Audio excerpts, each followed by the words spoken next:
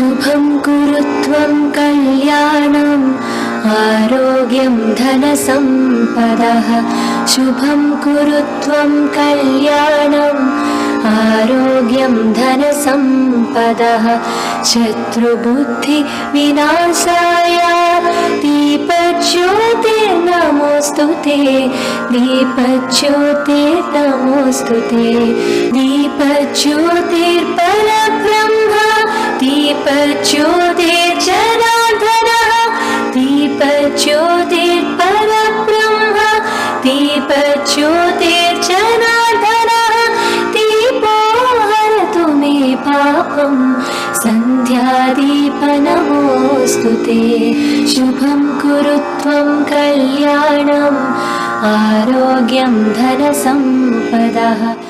శ్రావణ మాసంలో ప్రతి శుక్రవారం శుభప్రదమే. శ్రీ మహాలక్ష్మికి